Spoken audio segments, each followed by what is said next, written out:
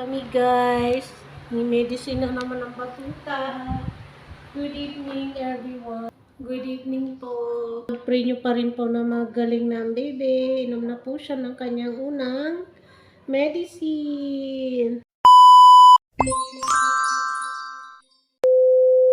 Kailangan ko po talagang hawakan si Misha guys kasi may mga medicine po kasing ayaw niya. Ganyan-ganyanin ko muna siya para hindi siya mabigla. Very good. Kung gustuhan niyo po ito guys. Kunti pa na, mayroon pa kunti. Pinalipas ko muna kasi guys yung 10 minutes kasi pagkatapos niya kumain guys, kailangan daw 10 minutes bago pa inumin ang gamot niya. Bukas pa yung pangit yung lasa na anak eh. Tapos na siya guys ng una. So, babalik kami after 10 minutes ulit. Bye guys! Good evening! Naman kami guys, nagbabalik. Medicine na baby. Medicine ulit kami guys. Later ulit. Vitamins na ang iinumin mo. Tapos na yung sa blood mo at infection. Okay? Finish na yon. Tapos na naman kami guys ng dalawang gamot. Ang sunod. Yan. Bye guys. Babalik kami after 10 minutes. Nagbabalik kay Vlogger Girl. Tunak, vitamins na tunak. Dito na naman siya sa favorite place niya. Medicine. Kailangan mo nang iminom na. Po, dandan lang po mama. Para hindi ma-choke ang baby. Kunti pa. 0.5 pa na. Wait mo dyan si mama. Stay. Stay. Galing na ikaw. Opo.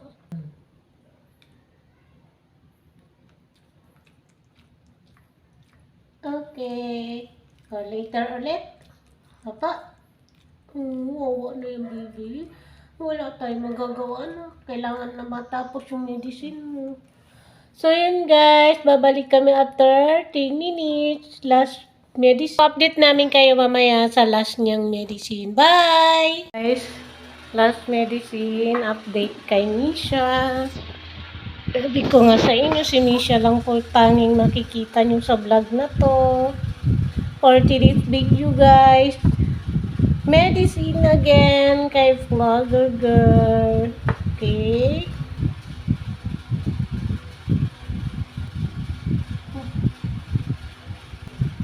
Vitamins ko na.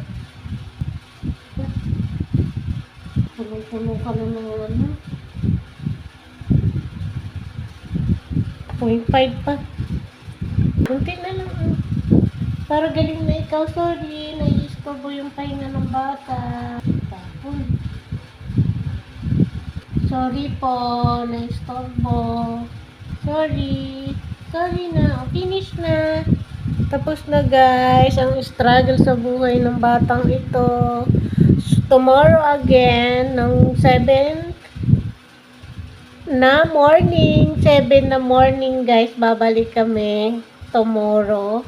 So, bye guys. Sana i-follow, i-subscribe nyo po kami sa aming page, Vlogger Girls, para yung kikitain namin ay mapang-check up po kay Vlogger Girl dahil kasambahay lang po ako guys. Gusto ko lang pong madugtungan pa tong buhay ng batang ito.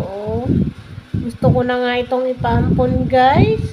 Kaso sama ng tingin niya sa akin. Bakit daw papaampon ko siya?